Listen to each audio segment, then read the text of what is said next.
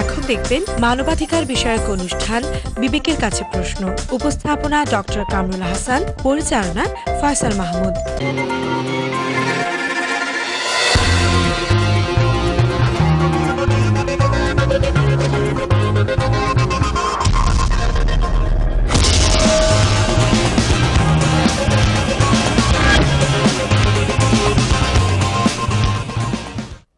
এই জগৎ হায় সে বেশি চায়, যার আছে ভুরি ভুরি, রাজার হস্ত সদা ব্যস্ত করিতে কাঙ্গালে ধন চুরি।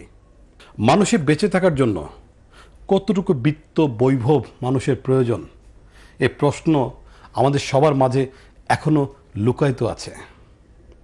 আমরা বেঁচে থাকতে চাই দুমুঠো ভাত খেয়ে একটি আশ্রয়স্থলে এবং সুখে সমৃদ্ধিতে সন্তান সন্ততি পরিবেশ এবং আত্মীয় স্বজন নিয়ে। তারপরেও কিছু কিছু লোভী মানুষ সম্পদের লোভে অন্ধ হয়ে একের পর এক ভূমিদস্যুপনা আর জচ্চুরি চালিয়ে যাচ্ছে।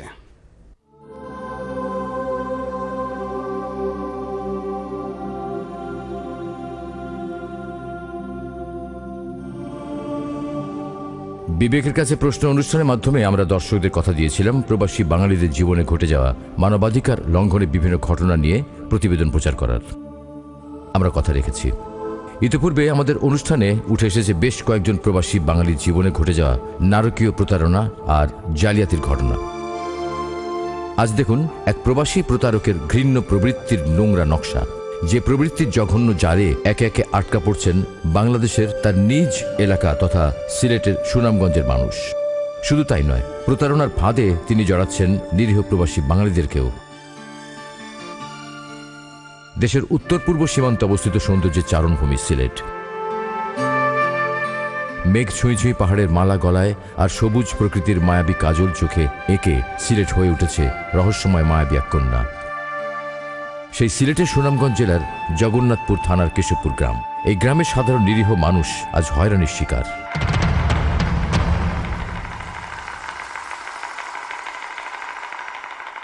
আস্তর আলী কেশবপুর গ্রামের এই ব্যক্তি কর্মসূত্রে থাকেন লন্ডনে। এই লোকটি চালিয়ে যাচ্ছেন প্রতারণার পাশা খেলা। আস্তর আলীকে ঘিরেই আমাদের আজকের পর্ব 208। ছেলেবেলা থেকেই ধান্দাবাজির চোরাগলিতে নিয়মিত আসা যাওয়া আস্তর আলী সাহেবের। কর্মসূত্রে লন্ডনে সপরিবারে দীর্ঘদিন বসবাস করার কারণে ধরিয়ে নেওয়া যেতে পারে যে তিনি আর্থিকভাবে সচ্ছল বটে, কিন্তু তাতে কি, মনে তার প্রতারণার গুণে পোকা। আস্তর আলী গ্রামের এবং লন্ডনে বসবাসকারী বেশ কিছু প্রবাসী বাঙালির কাছ থেকে ধার করেন লক্ষ লক্ষ টাকা। ঘটনা শেষ এখানেই নয়, পাওনাদার টাকা ফেরত চাইতে গেলেই তাকে জড়ানো হয় বিভিন্ন মামলায়। এটিএন বাংলার ইগল টিম লন্ডনে অবস্থানকালে তাদের কাছে আসেন বেশ কয়েকজন প্রবাসী বাংলাদেশি। আবেদন জানান তাদের জীবনে ঘটে যাওয়া মানবতা লঙ্ঘনমূলক ঘটনার উপর প্রতিবেদন প্রচার করার। পাটলি ইউনিয়নের কেশবপুর গ্রামে আস্তর আলীর প্রতারণার ফাঁদ পাতা জালে কেউ রেহাই পায়নি। ডিম দোকানদার থেকে শুরু করে ইউনিয়ন পরিষদের চেয়ারম্যান প্রত্যেকেই তার ফাঁদে পা দিয়েছেন এবং প্রতারিত হয়েছেন। আমরা কথা বলছি সাবেক ইউপি চেয়ারম্যান পাটলির নূর মিয়ার সঙ্গে। আচ্ছা, আপনি তো দীর্ঘদিন ধরে জনপ্রতিনিধি হিসেবে কাজ করেছেন গ্রামে, এবং এই যে আস্তর আলী সম্পর্কে বিভিন্ন রকমের কথা আমরা শুনছি এবং অনেকেই প্রতারিত হয়েছে। আসলে ব্যাপারটা কি বলেন তো? আমি যখন ইউনিয়ন পরিষদের মেম্বার ছিলাম 92-তে, তখন আমার উপরে এসে একটা কেস করছে। কেন? এই আমার বোনের জামাই টাকা পাইতে আসলা, সব বড় বোনের জামাই টাকা পাইতে আসলা এই দেশের 3000 পাউন্ড। এই টাকার জন্য আমি আমার বিচারে আমি আমার ফাড়া দোলা করিয়া দিতে গিয়াকে এইটার এই দোলা করার এই অপরাধেই আমার উপরে যে আমি প্রজেক্ট চেয়ারম্যান ছিলাম, ইউনিয়ন পরিষদের মেম্বার থাকাকালীন সময়, তখন সে একটা কেস করিয়া দিছে যে আমি আত্মসাৎ করছি। জনৈক ফজর আলী সাহেবের জায়গা জবরদখল করে সেখানে বসতি গেড়েছেন এই প্রতারক। নিজের জমি ফেরত পাওয়ার আশায় লড়াই করতে করতে মারা গেছেন ফজর আলী। এখন প্রতিবাদী হয়েছে তার ছেলেরা, কিন্তু কিছুই করতে পারছেন না ধুরন্ধর প্রতারক নিজ আস্তর আলীর বিরুদ্ধে। ঢাল নেই তলোয়ার নেই, এ যেন নিধিরাম সর্দার। আস্তর আলী যেন তারই প্রতিকৃতি। যে সম্পত্তিতে তিনি থাকছেন সেই সম্পত্তিও তার নয়, জোর করে দখল করে নেয়া। মুবাশশারের বাবার কাছ থেকে জোর করে তিনি এই সম্পত্তি দখল করে সেখানেই বাস করছেন। আর যার সম্পত্তি সেই মুবাশশারের বাবা লজ্জায় দুঃখে ঘৃণায় ওই গ্রামে ছেড়ে দিয়েছেন। আস্তর আলী যে বাড়িটিতে থাকে সেই বাড়িটি আপনাদের ছিল। জি। কিভাবে এটাই সে দখল করলো এবং কিভাবে আপনারা ওখান থেকে চলে গেলেন, আসলে পুরো ব্যাপারটা আমাদেরকে একটু বুঝিয়ে বলেন। 2001-এ আমি আইলাম ইংল্যান্ড। আমি আমার মনে হয় 1 মাস বাদেও একটা হে আমার গরু ফার হয়ে গেছে, বাজারের গরু। আব্বাই আমারে ফোন করছেন, ফোন করে কইছেন বেটা ওলা আফতর তো আমার বাড়িতে ফার হয়ে গেছে, বাসাত ফার হয়ে গেছে বাজারের। আমি কইলাম ফার হয়ে গেছে তো অনেক কিতা হন না, হে ফার হয়ে গেছে যেগুলা তো অনেক কেস মামলা করতে হইবে, নাহলে তো তোমরা গিয়ে জুড়ে ফার হইতে হইবে, মায়ের দরবার করবাই, করলে আমার বাই যে 2টা আছে এই 2টার লাইফ নষ্ট হইব।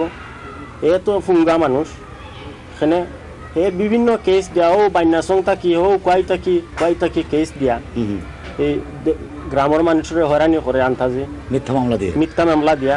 তার বাড়ি আছিল অরিজিনাল বাড়ি আছিল ফসিমাটি থেকে তারা তুলিয়া দিছেন, এ ফুঙ্গামি করে করি তুলিয়া দিছেন ফসিমাটি থেকে।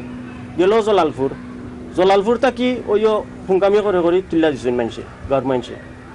এখন আইসে আমরা উত্তরাটি আমার আব্বাও তারে 1 নম্বর আনছিলা, বাদে দেওয়াইছে টাউন সিলেট থাকি বাদে আরো মানুষ লাগাইছে, খুব মিশুক মানুষ, মানুষের লগে মিশতে পারে, অত খারা দুষ্ট লোকের মিষ্টি কথা। এখন হে মানুষের লগে হাসাই মিশাই মাতিয়া মানুষের মন গলাইলাই। এখন আরো মানুষের ফাতুর দইরা মুরব্বী মানুষ দেখিয়া গণ্যমান্য মানুষ দেখিয়া এরা 4-5 জনের আত দইরা তারা হিব্বা আরো গাঁত লিয়ে আইছেন। আইয়া বড় মিটিং হয়েছে, মিটিংয়ের মাঝে জোরাতে মাছ চাইছে যে আমি আর জীবনে কোনটা করতাম নাই, আমারে তোমরা গাঁত খানো এবার জায়গা দেও। কিন্তু তারপরে আবার একবার না কতবার করছে, কত মানুষের ও আন্তাজি লাই কেস, ও চেয়ারম্যান যত চেয়ারম্যান আসলা সকল চেয়ারম্যানের উপরে কেস, যত মেম্বার আসলা সকল মেম্বারের উপরে কেস। এ যেমন এমপি বলেছে আর কি।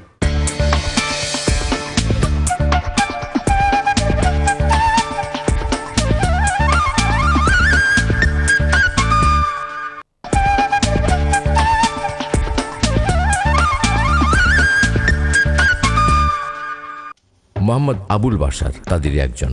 লন্ডনে প্রবাসী বাঙালিদের কাছ থেকেই জানা যায় আবুল বাশার সাহেব একজন অত্যন্ত দরদি এবং সম্মানিত ব্যক্তি।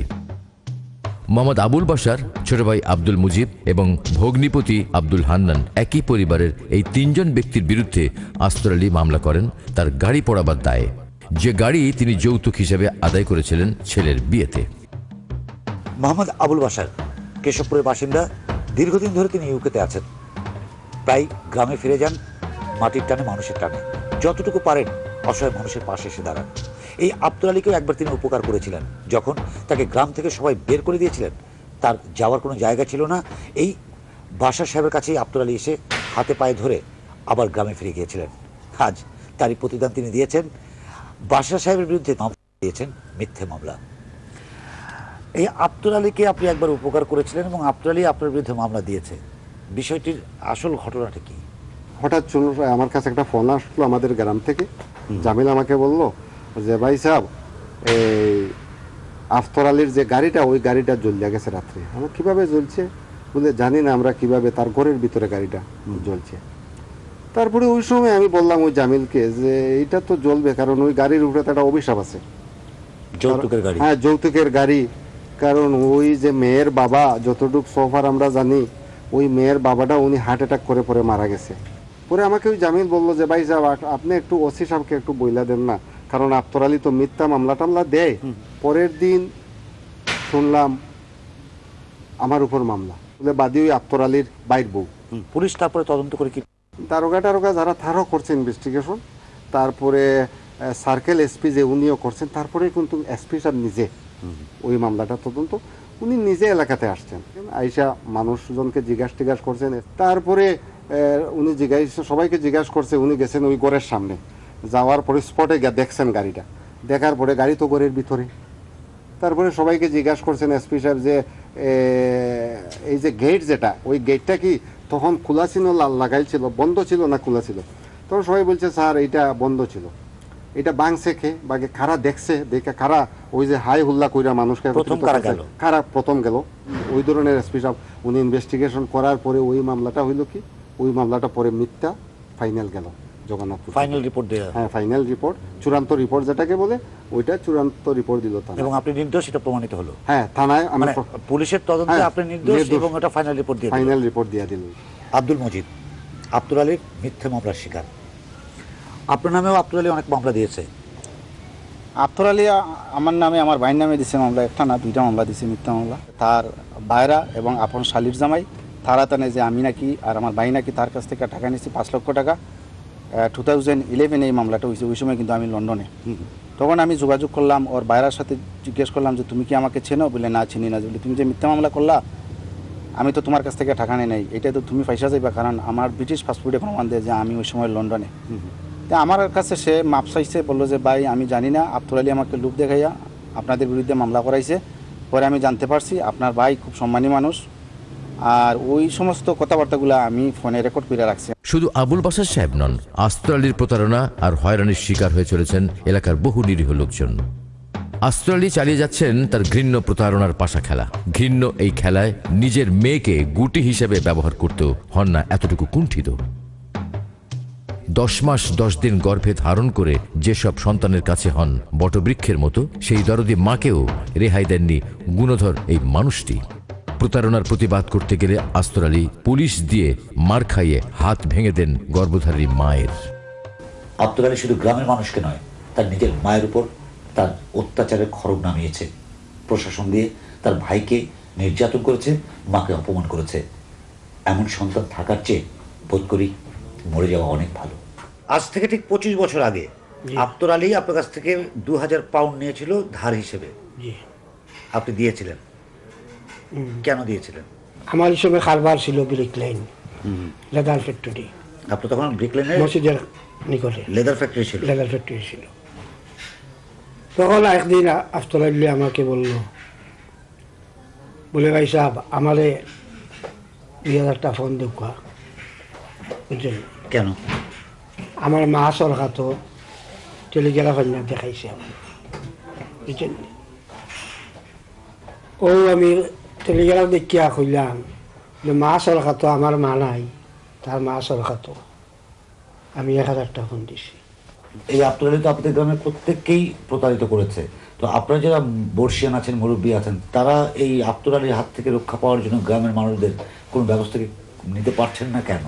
যখন লন্ডন থেকে দেশে চলে যায়, তো যখন লোক বিচার করে বিচারের জন্য আসে আমাদের গ্রামে, তখন সে একটা তারিখ দিবে বা গ্রামের মুরব্বিয়ান বলবে যে আপনারা আগামী সপ্তাহ আসবেন বা 2 সপ্তাহ পরে আসেন, এই তারিখে আমরা আপনার এটা দেখে দেব। তখন ওরা যখন আসলো, তখন দেখা যায় আমাদের আব্দুল আলী গ্রামে নাই, সে হয়তো মানে দেশের অন্য জায়গায় আছে বা নতুবা লন্ডন ডেফিনেটলি চলে আসছে। ইলা তো বহুত জনে খবর এটা মাইন্সের কাছে পয়সা নিছে, মাইন্স কেউ না ফেরত দিছে না, কেউ তো ফেরত না, যখন ফেরত দেয় না, তখন এই যে প্রতারণাগুলো সে করছে তার প্রতিবাদ কেউ করে না? যে না প্রতিবাদ করতে তারে পাইলে না করতে হয়। আব্দুল আলী সম্পর্কে জানতে চাই আপনার কাছে। আব্দুল আলী অনেকের কাছ থেকে পয়সা আনছে, অন্য পয়সা দেয় না। এটাই তার ব্যবসা? এটাই তার ব্যবসা।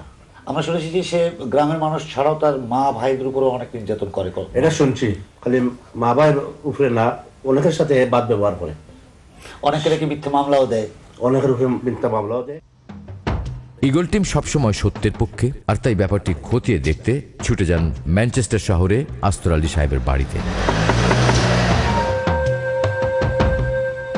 হ্যাঁ, জগন্নাথপুরের আব্দুল আলী, যার বিরুদ্ধে অভিযোগ রয়েছে অসংখ্য মানুষ তার কাছে টাকা পাবেন এবং তিনি অসংখ্য মানুষের সঙ্গে প্রতারণা করেছেন।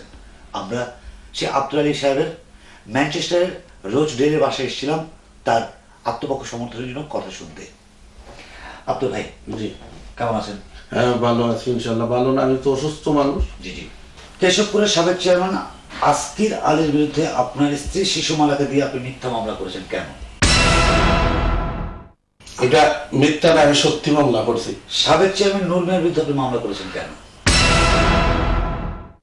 আমি এটা মামলা করছি না, আমি কোনো মামলা করছি না, কাগজ দেখাইতে পারতাম না। আপনার মা কি করাপশন করছিল যে আপনি পুলিশকে দিয়ে আপনার মাকে আপনার সঙ্গে তাকে নির্যাতন করেছেন?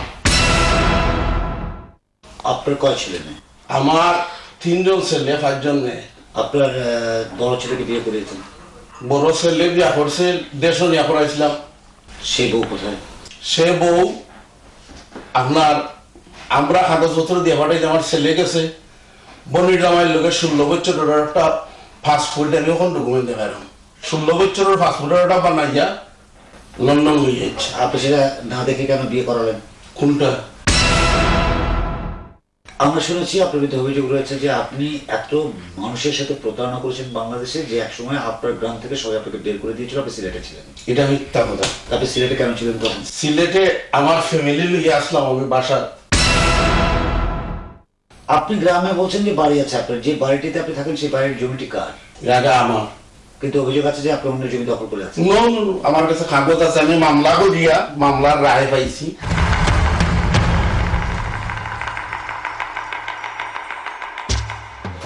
আপনি বলছেন যে একজন ব্যক্তির নাম বলছেন যে সে আপনার রাত 3টার সময় বাড়ি থেকে গাড়িতে আগুন দিয়েছে, কিন্তু পুলিশের তদন্তে যেটা বলে সেখানে বলা হয়েছে যে ওই সময় পাশের যে গ্যারেজ ছিল সেই গ্যারেজের একটি ছেলে গিয়ে তালা ভেঙে তারপরে আগুন নেভিয়েছে। তালা যদি লাগানো থাকে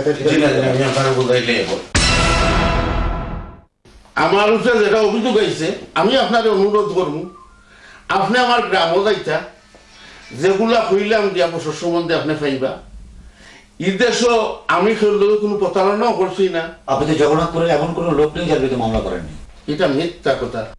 এমন অনেক আস্ত্রালী রয়েছে আমাদের সমাজে। সময় এসেছে সমূলে উপড়ে ফেলার এসব বিষ বৃক্ষদের। ভাবতেই অবাক লাগে, একটি গ্রাম শুধুমাত্র একজন মানুষের কাছে জিম্মি। আজ গ্রামের প্রত্যেকটি মানুষ একটা কথাই বলছে, হয় এই গ্রামে আব্দুল আলী থাকুক, নয়তো আমরা থাকি। প্রশাসনের কাছে আমাদের বিনীত অনুরোধ, আব্দুল আলীর বিরুদ্ধে যে সমস্ত অভিযোগ উঠেছে তার যথাযথ অনুসন্ধান এবং তদন্ত করে প্রকৃত ব্যবস্থা নেওয়া হোক। সামনে যারা দর্শক আছেন, যারা আজকের এই অনুষ্ঠানটি দেখছেন, কিংবা যারা বিবেকের কাছে প্রশ্ন অনুষ্ঠানের ভক্ত, তাদের কাছে আমাদের মার্জনা। আপনারা অনেকেই আপনাদের দুঃখ গাথাগুলোকে আমাদের কাছে জানিয়ে থাকেন।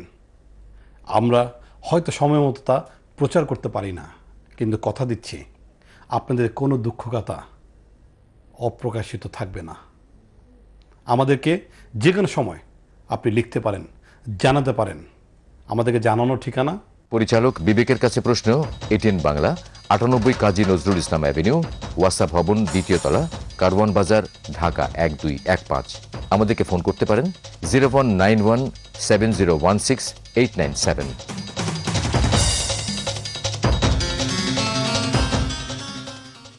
আমরা ন্যায়, সত্য এবং মানবাধিকারের পথে এগিয়ে যাব। আমরা জানি 16 কোটি মানুষের এই দেশের প্রত্যেকটি সাদা মনের মানুষ আমাদের সাথে আছেন। আপনি কি নির্যাতিত, লঙ্ঘিত হয়েছে কি আপনার মানবাধিকার? তাহলে আমাদেরকে জানান। আমাদের এই গোল টিম ছুটে যাবে আপনাদের কাছে।